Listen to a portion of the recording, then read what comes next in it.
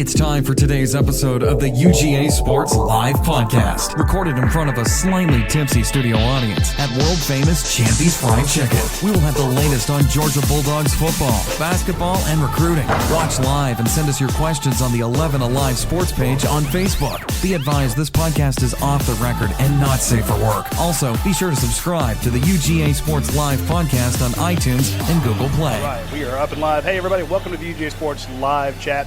My name is Rodney DeBulsey. I'm going to be eventually joined by Jake Cruz of UGAsports.com, our recruiting superstar over there.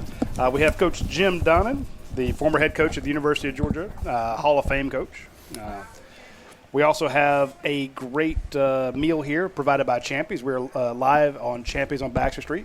That's 5 sweet heat tenders, some fries, and the fried green tomatoes. And let me tell you, if you're not getting your chicken tossed in sweet heat, you're missing out. Well, I got to tell you a little something that just sounded wrong.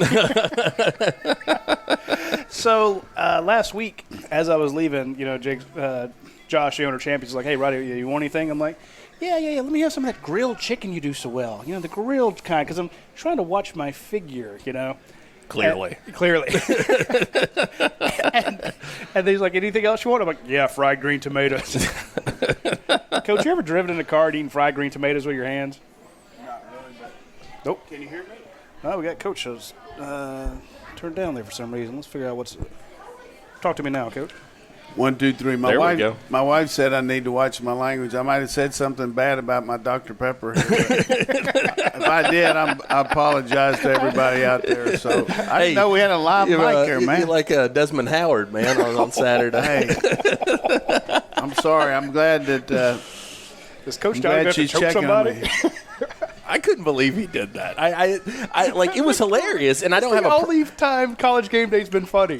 He said, "No, that's not true." When true. When Corso tossed the head and dropped the F-bomb, that was great too. When he threw he took the kid, he had a kid on his lap one time, and he threw him off his lap, and he goes, "Get out of here, midget!" That one was pretty good. Corso.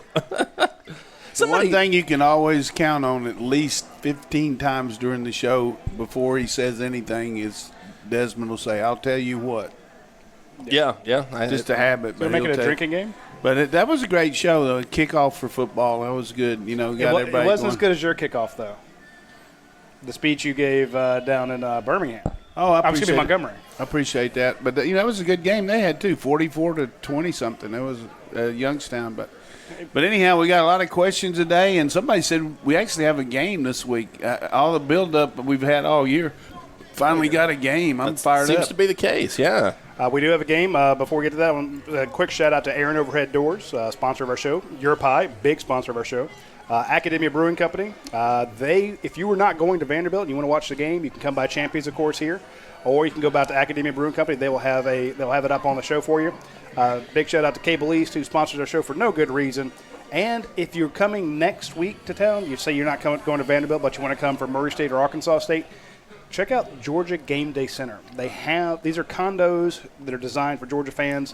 They have rooms available. They have condos available. Plus, if you book both weekends, they will give you a free 2-night stay. So check out Georgia Game Day Centers. And, of course, Athens Ford. Coach, Georgia heads to Vanderbilt this weekend. It's an opening game. I'm hoping to see a Georgia team that is better prepared than what I saw from either Vandy or Miami. Florida, I hope even. So. I was going to be a Florida or Miami. I was like, wow, you got some insight on Vandy already. Not yet. Well, hopefully Florida plays like they did. The thing that people, make the excuse, well, they started a week early, but they started practice a week early. They had more time. Really? I didn't know that. They started a lot earlier. I mean, you got 29 practice opportunities regardless when you play the game. But, I don't want to talk about Florida. I mean, we got to talk about our team. So, I just want to – do you – 4th and 34. Have we seen that before? 4th and 34 and a pass interference call. Got to love it. Good job, Grantham. But do you expect Georgia to be more prepared than that? In other words, can Georgia fans expect as many kinks that need to be worked out? I mean, because neither team looked good. Neither team looked prepared. Based on everything we've seen from Georgia over the years in the opening game, I would say – and the way our teams practice, and our total discipline and all, there's no way we'll have that many penalties. You can have some freak turnovers. That happens. It's turnovers are it's hard to project all that. This is a tough game to start, because you're playing the state champions of Tennessee. He's right, folks. He's a 3-time defending state champion. Do you realize they've beaten the Vols 3 straight years? That's got to be a first, right? I don't know if it's not as close, but that's one thing that Derek Mason can take every time he talk about his situation. I mean, you go to Vanderbilt, one of the things they want you to do is beat Tennessee once in a while. They've beaten them 3 straight years. Wow. I realized they'd won a few. I didn't realize it was quite that many. I guess that's maybe job 1 for Jeremy Pruitt. I would have to think that's the hump you got to get over first. Of course, he's looking at he's looking at Georgia, South Carolina, Florida, Alabama, but you got to be thinking, hey, you got to beat your in-state rival right off the bat because Vandy, I don't know. I have a hard time imagining, though, the Vandy fans lording it over anybody. They just seem so nice. See, you're missing something there. There's a great video 2-3 years back. I forget. It went viral on Twitter though of this big frat at Vandy, and they're just jamming Rocky Top after they win, and they're all out there like buck dancing on the lawn, and it is they rubbed it in pretty good. They enjoyed it. Well, good because that's what college football is all about. So. Give me your overall thoughts, Coach, on the first week. What do you expect to see against Vanderbilt from this Georgia football team?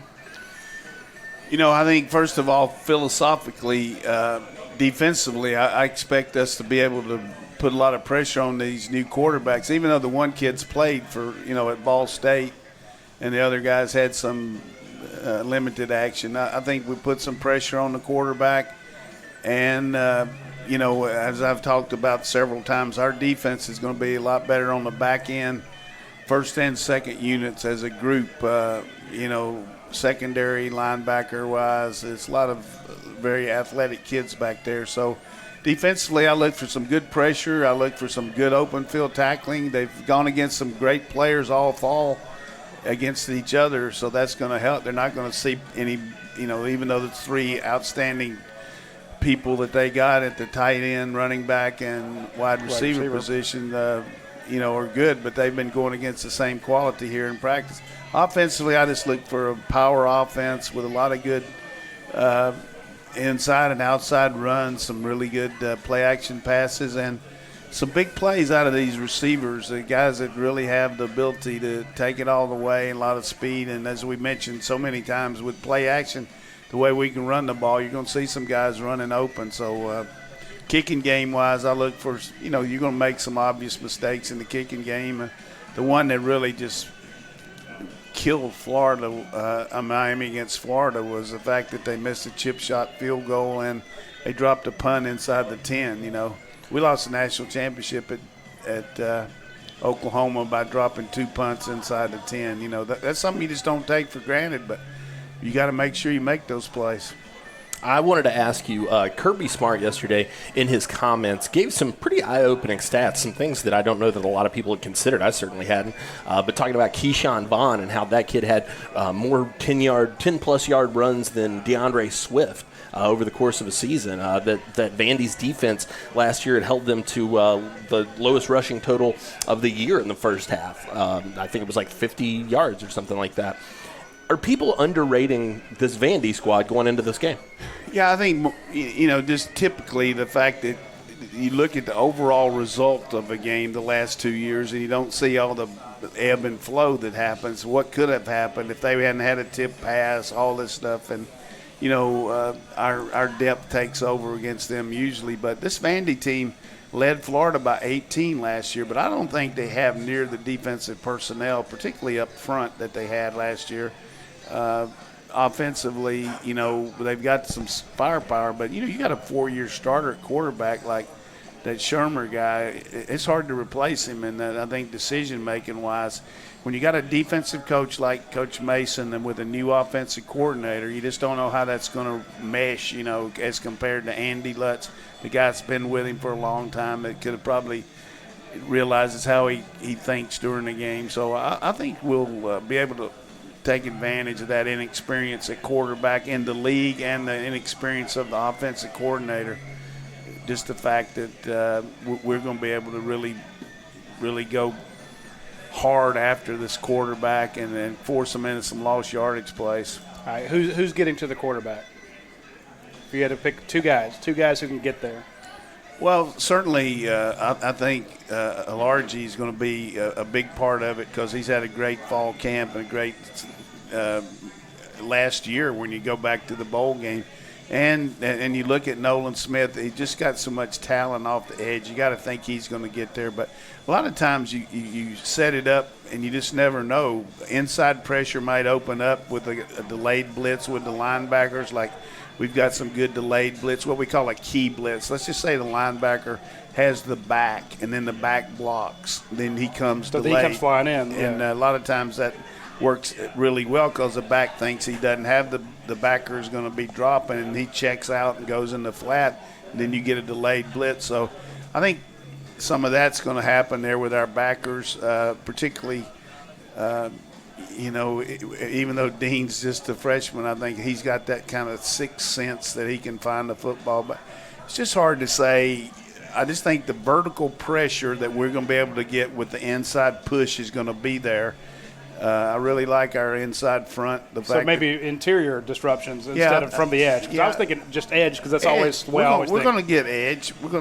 I'm not going out on a limb here. Everybody worries about last year's pass rush. It wasn't that good, but we know why. We were defending the pass mostly. Now I think we're going to be able to stop the run good enough where we can really go after the quarterback, particularly on second and long, third and long. So you're going to see some good 5- and 6-man pressures. And when that happens, a lot of times the guy that gets double teamed helps somebody else out, because usually on a slide protection, somebody's going to get double teamed. And what I mean by slide, the guard or tackle steps to the right and the center steps back around, and the back helps the other way. So somebody usually gets, caught in the mess there as far as the middle of the group. But it just depends on what they try to do. I know that they got to understand that they're going to have to score some points against our team. I'm talking about Vandy, so they're going to they're not going to be able to fill us out. I mean, you can't miss many turns against our team. I just think we're too explosive. You mentioned that I saw Trey Scott working with his defensive linemen on those, trying to keep his guys, wanting to keep them thick. He said don't get skinny in here, especially against those double teams. I'm very impressed, especially what we saw with Charles Warren. I've said this 100 times. We know this is a staff of strong recruiters. We see that in the kids they're bringing in. But if you're able to go watch practice, and I know some of you big money folks who are watching the show are, and we appreciate when you tell us what you've seen. If you're watching the level of development that these coaches are giving these kids, just the amount of coaching them up, you see these kids get better and better. I bring that around because my first question to you is, do you think this team will I don't want to see the Georgia team play like Miami or Florida did, a lot of mistakes there. If there are mistakes, I'll tell the folks watching this, it ain't on the coaches this time, because I've seen them work almost every conceivable drill, every conceivable technique. They're teaching these kids what to do. I can see them getting nervous. I can see them having jitters. You never know how someone's going to perform, but the level of instruction that these kids have been getting this fall camp is top-notch. And it's been a lot of fundamentals as well. Yeah. And I agree with that to a certain extent, but your players are a reflection of you. Sometimes you try to coach too much, That's and a good you point, end up with guys playing tight and worrying about things they can't control. But, again, I think a point I want to make out to everybody listening and watching is when you look at 15 spring practices and 29 fall opportunities, so that's 44 times that our team has gone 7-on-7 against a really good defense. Offense going against a really good defense. Defense going against a really good offense. Probably as good as they'll play all year, except maybe Alabama in certain instances. So the level of competition in practice and the way Kirby makes them practice to simulate game conditions, games should be easier to me from the standpoint of we have so many opportunities in practice. You might play 50, 60 plays in a game if you're a first-line guy, maybe 70 if offensive lineman. But these guys run 200 plays in practice. You know, when you look at everything they do, you know, 1-on-1, 7-on-7, team rush, all that.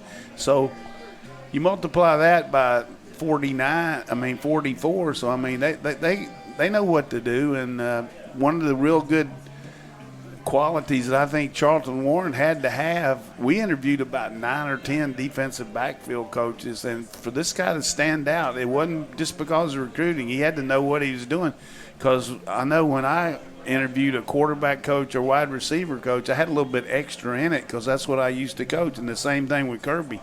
He knows this defense inside and out, particularly the secondary, and for you to be hired as a secondary coach here, you better know your stuff.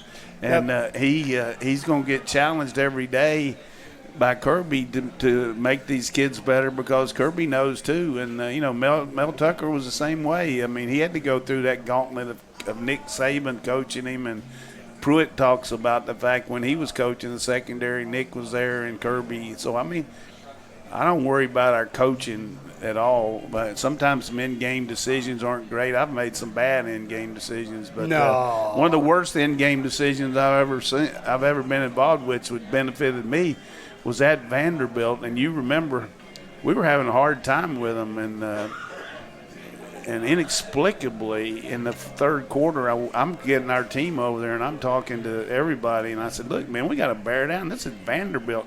I mean, how embarrassing is this?" I said, "They're getting after our butt, and we better get going here. If something doesn't get going, change quick." And about that time, Randy McMichael, and I got my back to the game. You know, I'm talking to him over there. About that time, Randy McMichael said, "Hey, Coach, that stupid SOB just faked a punt. We got the ball on the 12-yard line."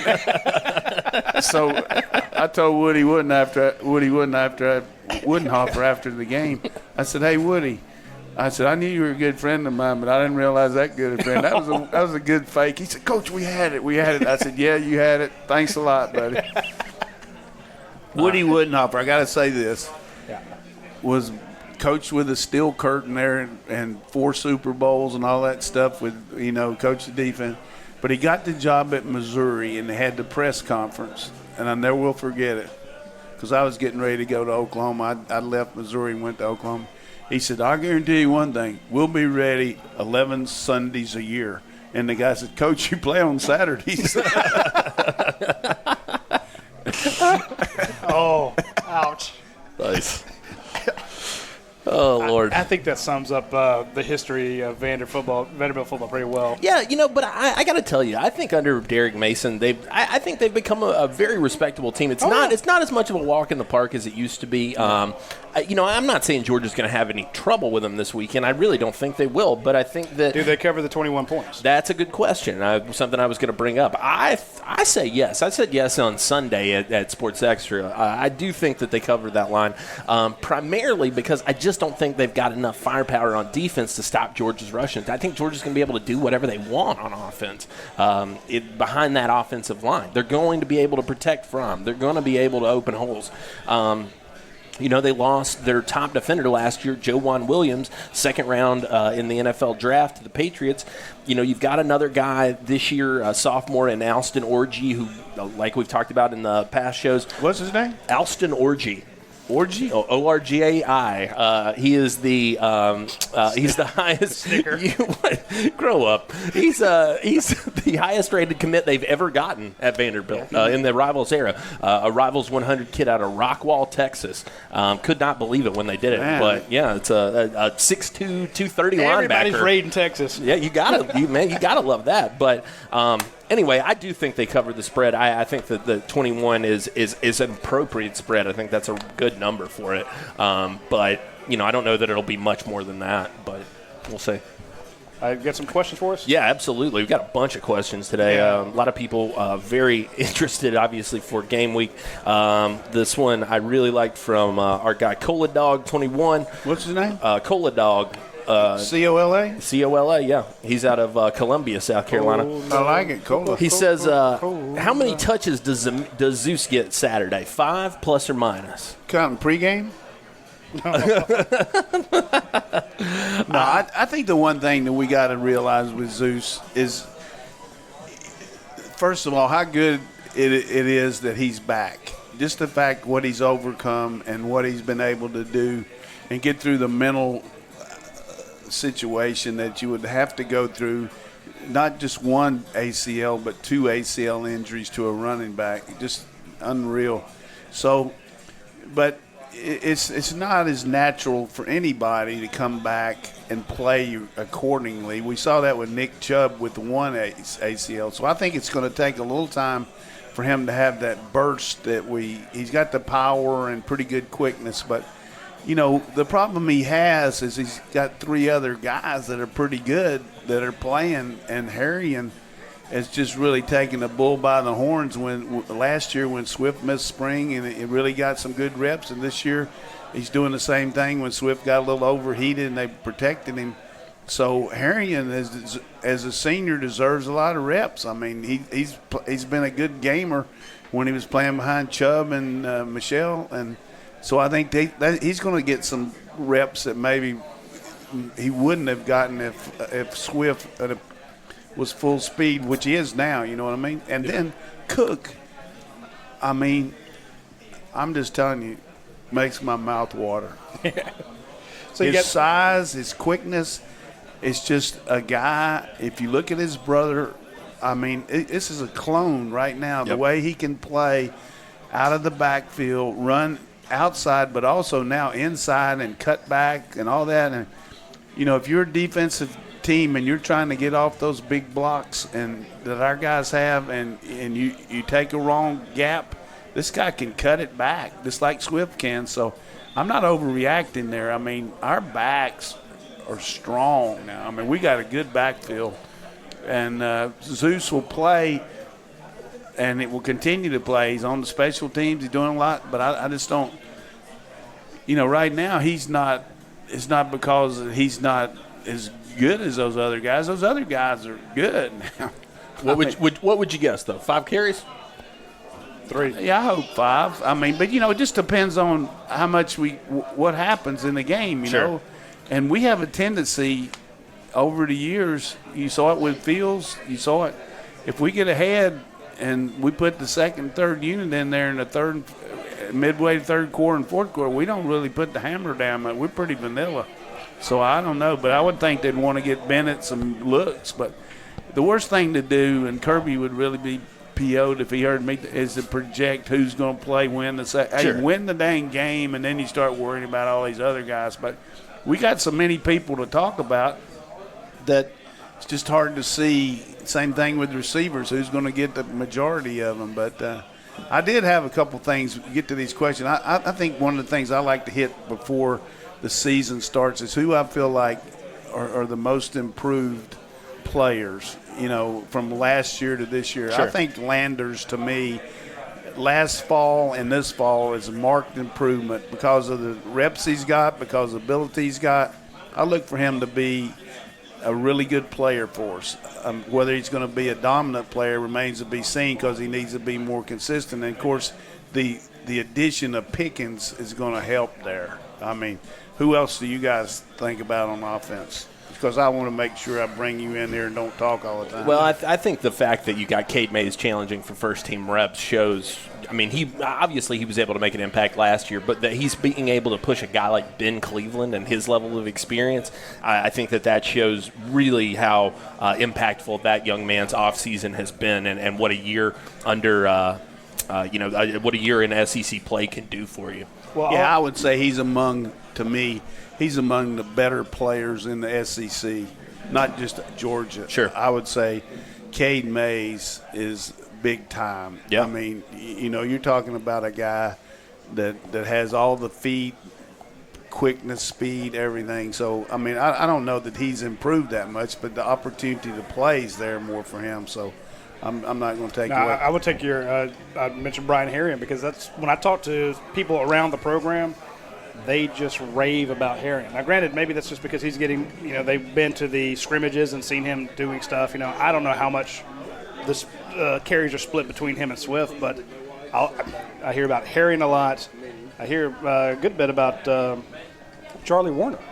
Yeah. But again, I don't know that that's an improvement because I don't know that he's I think he doesn't have a lot of people pushing him, though. People are going to say that. But I'm just saying maybe it's because, all of a sudden now he's the guy, so everyone's going, he's really improved. I don't know if he's improved. I think he was good a lot. It's just last year you were targeting Nana. I think the other thing that's going to happen with our backs is Dale McGee and his infinite wisdom is going to play these other guys a little bit more and say, did you see that, Evans? We're playing more than one back. So, we got that situation down. And then defensively, I'll ask you about yours after I give you mine. But I just feel like that y'all go first and then tell me. Malik Herring. That's a good choice for sure. I'm hearing a lot of good stuff about Malik Herring on defense. So that would be one that I would put in there as again, I don't know if it's improved. I'm just going by the amount of people who are inside the program who are saying, hey, keep an eye on this guy. Yeah. So, again, sometimes maybe that's just because somebody ahead of them has moved on and they're getting more playing time. But I think sometimes it works out. I'm going to have to give, at least in the early part of the season, I think the fact that it looks like Tay Crowder is coming out of the gate and going to be able to hold down that middle linebacker spot with all the talent that's pushing behind him, I think that's really impressive on his part. We've talked about before, a guy who that's not his natural position or his normal position. Now it's his natural position, but I think that the fact that he's able to hold off all these young, talented guys they brought in, I think that speaks very highly of Crowder. And his experience level helps you there. But as far as improvement, though, I think that Quay Walker has made the kind of move between last year and this year that he needed to make to really challenge that position. Tyndall maybe not quite as much down after down type guy, but in selected areas, rushing the passer, zone blitz and all that. But Quay Walker has really turned into the kind of player that I hoped he would when he flipped his hat around there from Tennessee to us. And then the other guy, which Roddy came out with, I don't know how he knows this stuff, but I saw where he projected that DJ Daniels was going to start.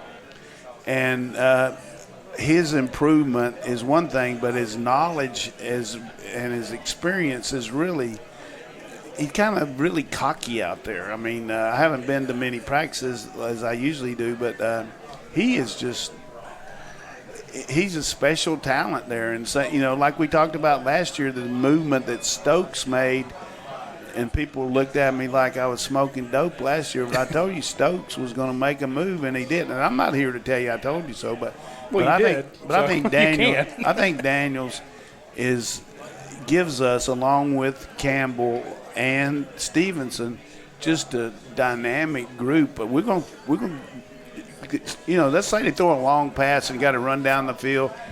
People, usually the defensive back runs back and they run another receiver. And I can see us running more defensive backs in the game than we've ever run.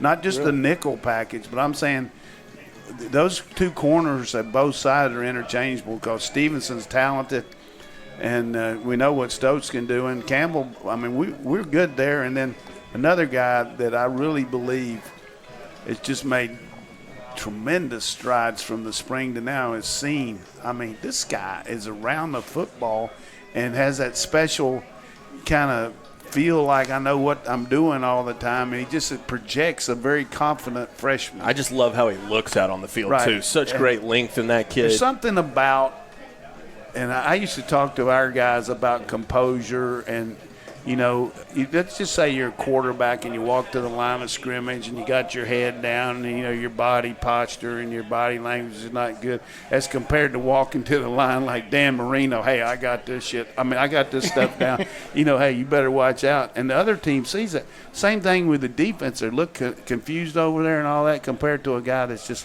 can't wait to go up there and knock you out. So I think Seen's going to help. We're going to play more defensive backs than I've ever seen us play here, I think.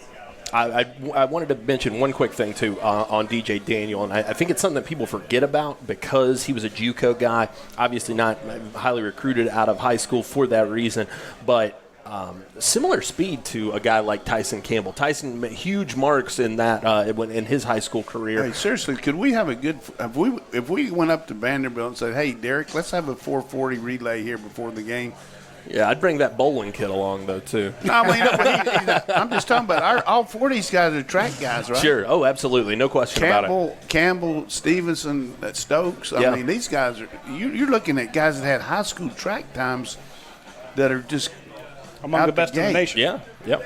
No question. If they were to get together and start showing out those first place, second place medals and that they get – you'd have quite a few. That was a great time for South Florida when you had Anthony Schwartz, who's now at Auburn, and Tyson Campbell racing about every weekend. Oh, and Shiver. And Sean Shivers. That's right. In that same race. Yep. So 3 guys who could absolutely fly. Hit another question. All right. This is a really good one here, Coach. I hate to put you on the spot with this one, but I think it is a good one. Don't ask me a geography question. I got my one geography question right for the year. All right, Ford Did Reddy. anybody give me love for no one else? Yeah, they did. They sure did. Ford Reddy says, I don't think I have heard Coach Donnan say one bad thing about the team this year. What is at least one concern he has? One bad thing? Well, a concern. Do you have any concern when you look at this team? Yeah, this is not a bad thing, but I think a couple of things that would worry me is a lack of depth at tight end from the standpoint of just proven depth. You've got only one guy that's ever played in the game at Georgia at tight end beside the one that's starting. So that's an issue there. Although I like Wolf coming in from Tennessee, I like Fitzpatrick, but they haven't played, So how much 12, which is 2 tight ends, are we going to do? Godey's been pronounce his name for me. Yeah, Godey. Rylan Godey. Yeah, he's been hurt. So, and then the other kid is just freshman. So I don't know how much he's going to help too. I mean, I don't know how many guys you'll take. So I would say a little bit of lack, and don't put a Donnan things. Sure. Donnan hates the tight end. I think the tight end situation is going to be okay, and they're getting really good coaching from Todd Hartley. And I think our tight end situation is getting to be real good if we can get these ones that we're looking at. So that would be a concern. The other thing is returning kicks and returning punts. We don't have people that have done a lot of it, that have been back there when the band's playing. I got a lot of confidence in Tyler Simmons back there making good decisions. Cook maybe takes a few more chances than I'd like, but he's definitely can go get it. And then you got Harry and Roberts and all, but we don't have people that like Cole and Terry Godwin that have actually done it. So that would be an issue there. And then we got a new deep snapper, which I heard Roddy was talking about. I didn't know a guy transferred in from where? Mercer, guy who's wanted to play at Georgia his whole life. We were actually looking into it because we don't get to talk to everybody we want to, but Mr. Nixon wants to be a Georgia player. He's a graduate transfer. Stephen Nixon, yeah. Yes, Kirby's always looking for a guy that can help out. And they are crafty, man, when it comes to yes. I mean, and you go back to getting Mo Smith and how big that was for Kirby, and then bringing in Cam the punter. Look at Georgia's title run when you had a guy who was just from Columbia, who's killing it. Yeah, so you're like. And then it's like, okay. I'm not talking about the country. I'm talking about university. But seriously, who would think to look there? You look to Alabama and you take Mo Smith. That's a given. But then you're like, hey, I want a punter from Columbia and a long snapper from Mercer. Mercer's not on my top list of schools, and I'm looking for a long snapper. And Georgia's been. Well, and they're out there taking chances on all these guys. Brooks Buse from Murray State, I believe. Yeah. You got he's a backup kicker. David Marvin, who came in with Cam Nisley that same year as a walk-on kicker. He was out of Wofford. Right. They're doing their due diligence. That's my point. Then these guys, personnel, they do a great job. With that. And again, I'm not trying to say they're the greatest. I'm just saying that leave no stone unturned, and then you get a guy who's he could be having his senior season at Mercer, but he's like, no. I'm going to be a grad transfer. I'm going to go play for Georgia because that's my dream school. And he had to do it. He had to earn the job, which he's done, supposedly. But if you just look at, when you talk about bad things, about things that you just take for granted, the center quarterback exchange is something you take advantage, for sure. When you take the snap from under center or you take it in the shotgun. Well, the last play of the game last week, they got a bad snap. Miami, and the quarterback stuck out one hand. He's a freshman instead of jumping his whole body in front of it. you know, you don't take a one-hand catch when the game, you move your whole body over, but that was a routine play that they didn't make, so that gave them no chance to end up winning the game. They missed a 10-yard field goal from an experienced kicker, which if they made that would have let them have a kick to win the game, and they dropped a punt inside the 10. So you add all those mistakes up, and those are things that you just take for granted that you're able to do. You know, you hope that you're going to be able to. But I've seen games before. We played North Texas my second year at Oklahoma, and North Texas was terrible. I mean, they were really bad. But we dropped the dang quarterback center exchange 7 times during the game, and we were taking it like, you know. Yeah. And Jamel. So you're under center and still dropping it. But the reason he's dropping, he was forgetting the snap count. And he was, you know, he's thinking the count was on this and that. So finally at halftime, you know, we had to see, this is my end-time progression here. We had to signal that if it's on 1, it was set, blue 14, go. If it's on the first count, it says it's on go, you know, whenever the word go, that simulated, so we knew it. So I just told our team, you just be waiting for Jamel. If he calls it on 1, if he says go early, just go because we're going. So we ended up, you know, he would still forget it, but none of the other people would. So whenever he said go, we went. And he was a pretty smart guy, but he's just nervous. But can you imagine dropping the center quarterback exchange 7 times? Oof. And one other story about North Texas here, I'm on fire here about them, but they asked Coach Switzer on Friday. They called the coach, and the coach wanted to know if they could come watch us work out on Friday. Their boys, their team wanted to watch. So they came and they were sitting up in the end zone and watching us, had on those green jerseys and those green helmets. So they let them come. Yeah, Switzer let him come. And so we started stretching and everything, and Switzer said, hey, y'all come on down and stretch with us. Come on. No so he brought those guys down there and introduced them to our players, and the guys walking up to Bosworth and Troy Aikman and everything.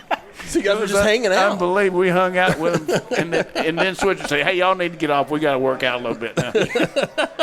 That's awesome. But I guarantee you had that entire North Texas team probably pulling for you versus Miami. And then the coach told Switzer before the game the next day, he said, you know, our players asked me if we could just go out without our helmets on like you guys did. So. I love it. We could just do Switzer stories all day long. We need to do that one day. We just need to have one Switzer episode. I agree. You just tell us all the stuff. I can tell you the one about the hot dogs, but we'll tell you about that next time. First, I want to tell you about some good deals they have out at Athens Ford. When you get a chance, swing by athensford.com. Check out all their fantastic deals on new and used vehicles. You can sell them your car if you want to. They'll give you a great deal for it. If you want to buy one, any new or pre-owned vehicle, pre-owned under 80,000 miles, will come with a lifetime powertrain warranty. Right now, the 2019 Ford Escape is only $17,675. So you can get a brand new 2019 Ford Escape S. Fantastic vehicle, very big. I've driven one of these. You get it for under $18,000, basically 17 and change. They've got 23 of them in the inventory. The offer expires September 3rd. Or you can do 0% financing for 60 months. And if you want to go the exact opposite, you want to get something gigantic, you can get a 2019 Super Duty Lariat Crew Cab diesel, $10,000 off the 2019 model. So if you need a giant work truck, get the 2019 Super Duty Lariat Crew Cab for $10,000 off. And, of course, if you want the best-selling truck in America, you get the 2019 Ford F-150 XLT 302A Crew Cab, $15,500 off for the greatest truck in the history of mankind, the Ford F-150, best-selling truck ever. They have 192 of them in the inventory. So that's plenty of them. Oh, yeah. So swing by Athens Ford. When you come up on game days, you know, if it's a late game, swing by Athens Ford, check them out. Or if after the game, you know, if it's an early game, swing by. They will also take care of you when they get a chance. I also want to mention I will say this. I didn't get to mention last week, but Roddy did me a favor and drove me down to Montgomery a couple weeks ago, and Boy, that was a sweet ride you had. Yeah, that Ford Explorer. I mean, I didn't get real nervous about sitting over there with you, but it was smooth as a baby's ankles, man. Yeah, it's a great ride. And that's an older one. That's a 2016. You can get the 2019. Well, they need to give you a new one. Hey, all the commercials you do, you need a courtesy if you want car. the new one, the 2019, it is $16,000 off. Yeah, not bad. Time to get in. Let's go back $16,000 off. Go out in the backyard and dig up some of those cans you got back there. Yeah, well, we'll do that. We'll get up. Speaking of, I did want to mention, I spoke to Drew French over at Your Pie the other day. The Your Pie just celebrated their 70th store opening. Wow, they didn't even have 50 when we started doing this, right? 70. Man, they're opening them up like sardines, man. 70 store locations. They're opening. I called them and said, hey, what's going on today? Oh, we got 2 openings. They're opening 2. I mean, they opened 2 on the same day. That put them at 70 locations. So I know we have people watching this. So the first thing we did, we saw people saying all over the YouTube page and all over Facebook, hey, hi from West Georgia, hi from Chicago, hi from everywhere. It's going to be to the point where there's going to be a Your Pie about 5 minutes from your house. That's how fast they're growing. That's great. So, and if you want to open one, go ahead and do it. We need to let everybody know about the Adidas deal. Yeah, absolutely. So, Coach, you mentioned in my last column, I predicted that DJ Daniel would be a starter. I also predicted that Mr. Nixon would be your long snapper. I predicted Cade Mays would win the right guard spot. I also had a couple questions, a couple concerns. We talked about who I was hearing was going to be the punt returner and the kick returner. That was in a report called the Georgia 3-2-1 report. So we do 3 observations, 2 questions, and 1 prediction. This prediction had a lot of stuff in it. You can only get that if you are a member of UGASports.com. It's not a free story. That's behind our paywall. But we have a deal going on right now. We know a bunch of people signed up last week. It's only good through the end of the month. You can get 25% off your first membership. Your first year. Normally it's $100. You get 25% off, which makes it $75, right? Then they will give you a $75 gift code to the Adidas store. Go to adidas.com, get shoes, hats, hoodies, pullovers, pants, whatever you want. All the Adidas gear, great clothing. They have it in red, so you can get some great Georgia red stuff for $75. So if the first year only costs you $75, and then you get a $75 gift code, well, you're at zero. So hey, that's pretty obvious. The gift code is Adidas, ADIDAS. So just go to UGAsports.com, click sign in or sign up, and you can get the gift code Adidas. And if you're watching this and you're already a member of UGA Sports and you're a monthly member, you can upgrade to premium and still get the 25% off and the $75 gift code. So if you're monthly, become an annual. And here's the thing: if you're a monthly member and you've been doing it for years, we have thousands of people who have been monthly members for years and years and years. You're paying us $120 a year, $10 a month. Yeah, save your $20. Save $20. It's only $99 a year if you do it annually. All right. Hey, let me ask you this: tell everybody about what we're going to do after the game Saturday night. After the game Sunday, if we can work out the technology, Woody wouldn't know. Saturday, we will have a post-game show with Coach Donnan. So Coach Donnan will be there to give his thoughts on the show.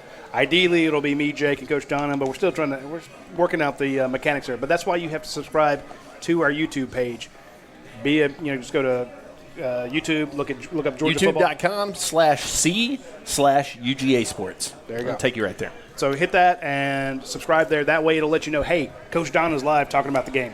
All right, we've commercialed you to death. All right. Let's do some rapid fire questions. All right, let's go. Here. Warm Springs Dog wants to know. He's been around since 2001 on the board. Shout out to you, Warm Springs. He says, ask Coach Donnan, which player are you most excited to watch on both offense and defense this year? Which player gets you most excited?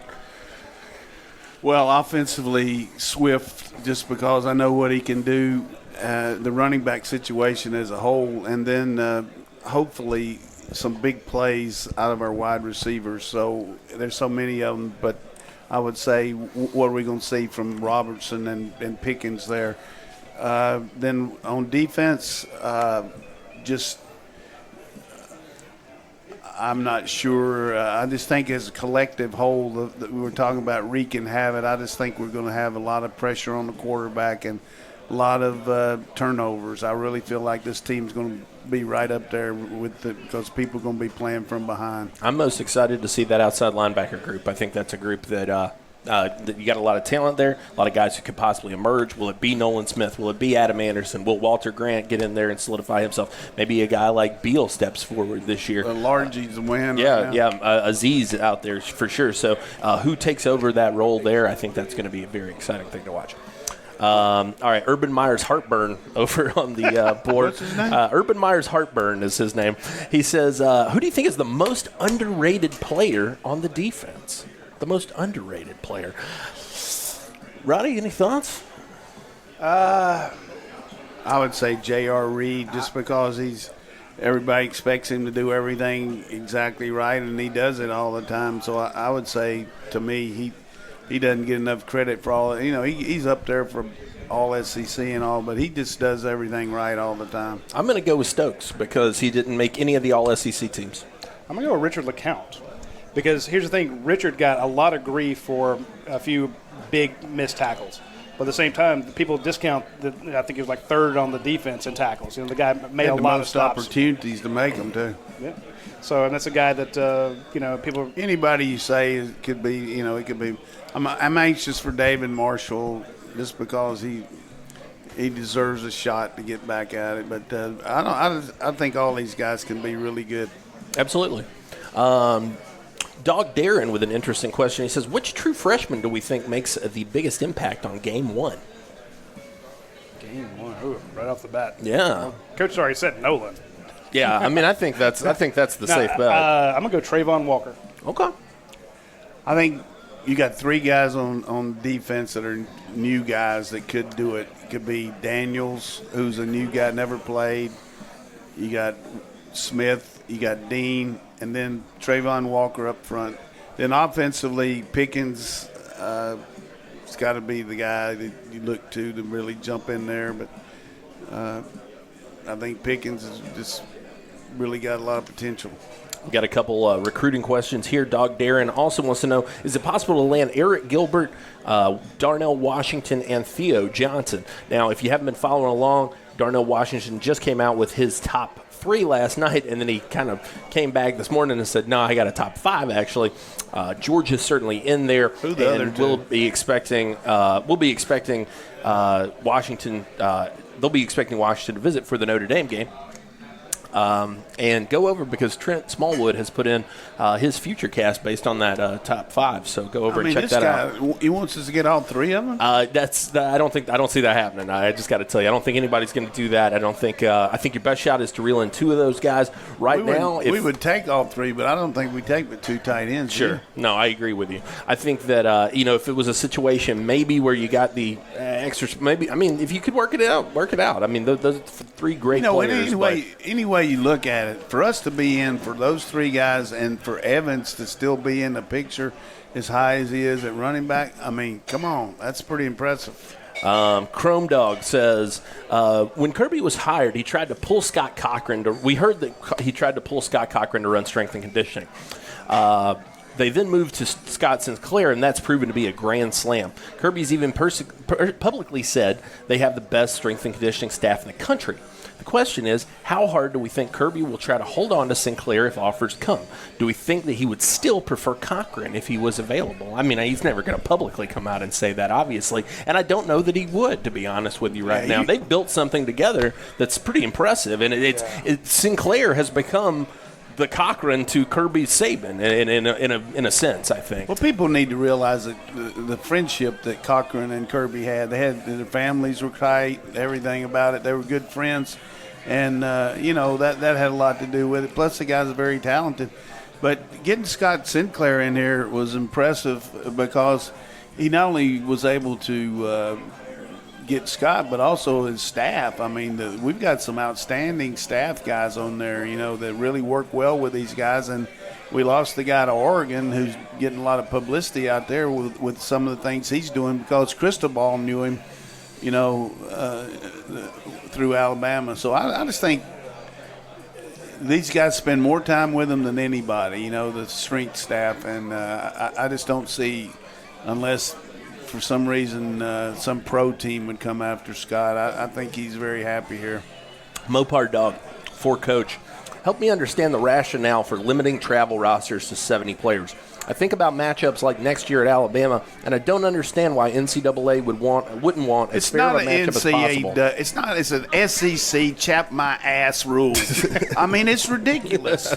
I mean, you shouldn't have to do that. You can't tell me that there's not that we got to have 70 and the other team's going to have more. And it's all based on some athletic directors 20 years ago saying, hey, we want to cut costs and we're not going to take but so many. And right now, with all the money coming in, I think it's something that needs to be looked at hard. A little archaic. Really, the auxiliary people that we take, I mean, unbelievable how many people go that, I mean, are going just to watch the game. Sure. That work at the butt smear and work around everywhere, which is okay. They deserve that. They do a lot, but I mean, I think if we can afford to send 4 people to a game, they can take all the bloody football players. I think. Well, here's the problem. You know, Alabama goes on the road and plays Tennessee. All right, and they play 62 players maybe, and then Clemson plays at home and plays somebody, and they played like 88 players. And so somebody came on TV and said, well, the reason Clemson won the game is they had a lot more experience because they played more people. The idiot didn't know that Alabama couldn't take but 70. Right. So I'm just telling you, that's a stupid rule, and if they want to get on me for calling it stupid, they should be able – how do you look a kid in the eye on Thursday night that's busted his ass all year and say, well, I'm sorry, we're going to have to take this other guy because we need another defensive back or we need another deep snapper or whatever it is, and you have every opportunity just because the numbers don't work out as far as how many you can take of each position. Like I had to do that to the Florida game. You can't take the 70 to that one and then leave a guy at home wants to go play in Jacksonville game. You know, I mean, just ride out. Go warm up and everything. That's ridiculous. Good luck to the SEC trying to cite you. Well, not only that, you have a situation where with the new redshirt rules, these guys can get into some games, you know, and you're like, hey, we can't take you. Let's say in this Vanderbilt game, it goes the way a lot of Georgia fans want it to. Georgia gets up by 2. The line's 3, so we'll take Vegas. I mean, the line's 21, 3 scores. So let's say you get up 3 scores, okay? Now would be a great time, you know, especially in that fourth quarter, to put in some of the freshmen, put in some guys who you'd like to get, you know, bring up a little bit, give them some taste. And I'm not banging on Vanderbilt saying that that's going to happen, but if it did, you're like, well, I'd love to be able to put in, you know, this tight end. We need to work. These tight ends need some experience. These wide receivers. Trey Blunt catches everything in practice, I'm told. Okay, he's not the fastest guy, but that's a guy who's like, okay, you know, Demetrius Robertson has his catches, Tyler Simmons has his, George Pickens has done his thing. Hey, Trey, you've been a great special – if he's not up there for special teams anyway, Trey, get in there. We're going to – I don't know. It's not going to happen, though. But I'm just saying, it's a good point. But you're stuck with 70. But now you have guys who could – these young cats who could play in 4 games. Wasting your breath. We're going to save that money so we can take some having worked inside the athletic association and having been the beneficiary of some of those trips. It's not the athletic department, it's SEC. I know. All I'm right. just saying, I've gotten on some of those trips before. Dogfan 2410 with a recruiting question. He says, who has more upside? 2410 is he? What is 20? What, instead of 24/7, he's 2410. I don't know. He says, who has more upside, Darnell Washington or Arik Gilbert? I think Washington, just because I don't think we know as much about what he can do. I think that we got a pretty clear idea of how good Gilbert can be. I'm not saying he can't improve. Phenomenal. But Washington, I think, is a bit more raw. So I'm going to go with him. They're both incredible players. Let's see here. My guy John Lang. Yeah. He says, this is a concern I have. Is this weekend the only realistic shot for guys to play 3 quarters before Notre Dame? Who knows? I mean, I'm telling you, Arkansas State will be really good on offense. They really got a good scheme. You never know. And they're going to come in here hell-bent for election. You know what I'm saying? Of course, Murray State, you're not going to see that just because of talent disparity, but he makes a good point. We'll have to see, but our team's going to be ready for Notre Dame just because of the way we practice against each other. I don't worry about that. Yeah, I'm not worried about it either. I do want to remind everybody, swing by Georgia Game Day Center if you're coming to that Arkansas State or the Murray State game or any of the home games, or, you know, hey, you're coming up for graduation.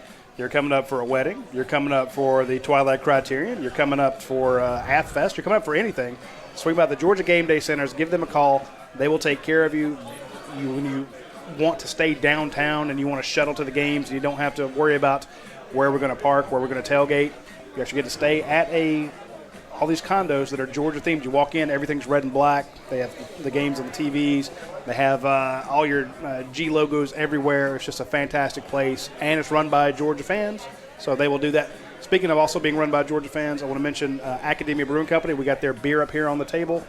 Again, if you are not going to the Vanderbilt game, swing out by Academia Brewing Company. They will take care of you, and they'll have the on their big screens. You'll actually be able to hear the play-by-play. They won't be playing some music out of the jukebox. They make Academia Brewing Company a fantastic place. You get the best beer in town, and you get the best food. So it's really easy. One other thing that I saw looking at your Twitter account, how about airing overhead doors when the guy was going to church last week, said that his door had a problem with him. They called him, and they came out and fixed it for him. Yeah, absolutely. Ryan Lucia and the folks there at Overhead Doors, we actually had customers of UGASports have had problems with their overhead doors.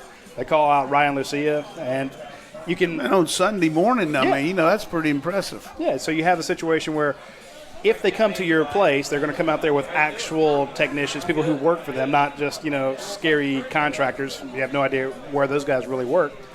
But you can go online. They will give you a free estimate. You don't have to pay them to come out. You can schedule it online. You say, this is the time I want you to come out. So it's, just go to their website, Aaron Overhead Doors, pick your time. Know they're going to come out for free. And they're not going to do you like the charter guy and be like, we'll be there between 8 a.m. and 7:30 p.m. 8 a.m. and the second coming. Yeah, right. So it's like, good luck. Don't make any plans, so they do a great job at Aaron Overhead Doors. Hit us with another one here. All right, yeah, we're wrapping up here quick. We got 3 minutes. We started at 12:06. That's true. We got some time. All right, let's see. Byron Dean Butler just wanted to give you a compliment. He says, "You're looking great, Coach." Is he blind? Hey, thank you. But I mean, seriously, Cliff Payne. I've been under a lot of stress, but I'm trying my hardest to stay in shape. But I got a joke for you today, so I'll tell you one at the end. Let's go. All right. Cliff Payne says, any chance UGA takes 3 running backs in this class? I don't see it happening just because of the numbers playing out. However, if Evans comes, I think Ashad Clayton still probably would want in, and so that would be a situation to continue to monitor. 3 Rivals 100 running backs? I don't see a situation where they take all 3, but I do think it's not out of the realm of possibility. If we get Evans and Milton, that would be one of the all-time. So that would be only the third or fourth time a team has taken 2 5-star running backs. Yes. And Georgia being one of the other ones. Correct. Yes. So, unreal. And you got to think of that when you have 4. Georgia was the first team to take 3 5-star quarterbacks. Georgia could also be the first team to take 4 Rivals 100 offensive linemen. Now you could be the first team to have taken 2 5-star running backs. You're not only taking them, you're recruiting the hell out of them. Yeah. Valrico Dog 2. Status on Swift. There's something going on with him. He says. He says. I know something's happening. What do you mean? He's going to pro? What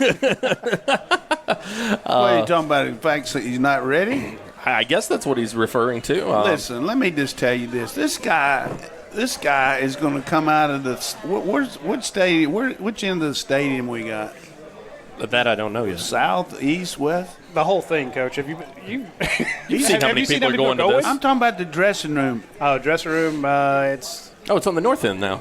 This guy is going to, he's going to explode out there you just take precautions when the guy's had a little trouble with the heat. You just protect the guy. I mean, Robert Edwards, I told Robert, I said, the only thing I want you to do is be ready when September, whatever it is. I said, we're not touching you. We're not doing anything to you. So, hey, that's the way it is. That's why they protect these people. So I got a lot of worries, but Swift doesn't worry me at all. Yeah. And I know we keep hearing a lot of people raving about Brian here, and that's why I said earlier, I think that sometimes he's a hell of a player. If you're watching him in practice, you know what Jake Fromm can do. you don't want to hit him. You protect him. He's your meal ticket. So you put him in a black jersey. Don't let anybody hit the quarterback. That's stupid. Why not do the same thing with DeAndre Swift, a guy who you know what he can do? Yeah. He's not going to get better if you're hitting him the week before practice. I mean, a week before the first game. And so when people go to practice, they watch Brian Herring doing all these things and go, wow, Brian Herring is running with the ones. No, come on, just relax. You know, the fear of the unknown is just worse than the unknown. So, I mean, certainly because he hasn't gone out there and you hear all these practice reports, but there's a lot of things that happen in practice that aren't reported on, you know? Absolutely. And that's why Kirby's hiding some stuff from us. He doesn't hide anything. I mean, you guys want. No, he told us. You want everything but their blood type. Yeah. Well, I mean, it's not hard to hide it when we only get 7 minutes. But we would take their blood type too. All right, as we're getting ready to wrap up, I definitely want to get into the joke. But Coach, I do want to ask you prediction on this weekend. How do you think it goes for Georgia? I feel good about it just because I know what we've done, the way we've prepared. There's always a little angst involved because you're playing a conference opponent and you're playing on the road. Some of these kids haven't traveled as a part of the team before. You don't know what to expect from them. But our preparation is always very thorough, and I just feel like we're a very experienced team, and we got Jake Fromm, and they don't. That'll do it. All right, let's hear this. You want the score or what? Well, I mean, how about this? Do you think I don't give you any score? I don't know about the spread, but I think we'll play really good, and I think we'll get at least 3 turnovers. Wow, that would be a welcome surprise for a lot of people, I think. Right, as far as this joke, everybody's been on the airline before and been around smart people, smart-ass people, that just can't do anything right and getting on the flight attendants and all. And this one guy had been on this attendant forever, and so finally she comes around and says, what do you want for dinner? He said, no, she didn't say it like she said, do you want dinner? Like that. And he said, what are my choices? She said, yes or no.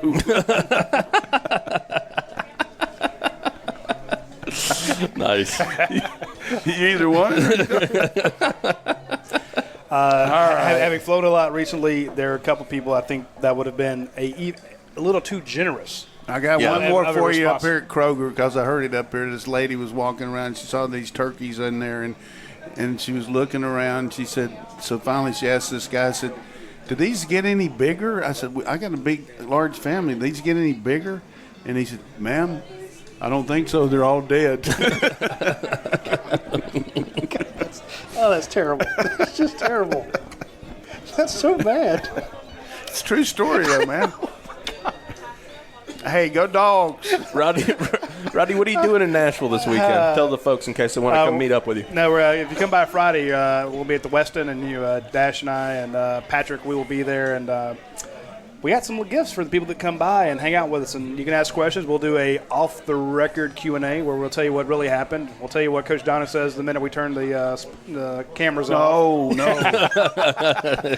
we will have we basically come by. We'll have a few drinks. We'll have a few laughs. So Friday night, probably 8 o'clock at the Westin. I wish you were taking me, but Vanderbilt didn't credential me, man. I wouldn't. You're not there this week? I don't know why they didn't. I don't know why. Are you going to be on the show, though? No, we'll see what happens. Stay tuned, by the way, for Sunday. I might have something special coming for you over on the YouTube page.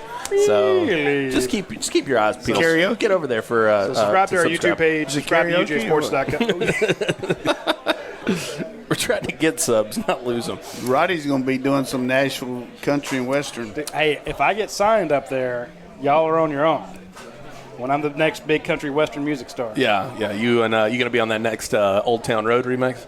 Oh yeah. Hell, if Billy Ray Cyrus could do it, I can do it. I mean, come on. Big shout out to Athens Ford, Aaron Overhead Doors, Your Pie, Academia Brewing Company, Georgia Game Day Centers, and of course Cable East. We're on the 365 Game Day page. Give them a like on the Facebook page if you would. And if you need gear, if you need the Georgia gear, you're on 365 Game Day already. Go ahead and click on their store and buy a new hat. Buy a lucky hat. Georgia couldn't use it this year. So get your new hat at 365 Game Day. We appreciate everybody tuning in, and we will talk to you folks next week. That's it for this episode of the UGA Sports Live Podcast. Tune in next week for more Georgia Bulldogs news and notes from Athens.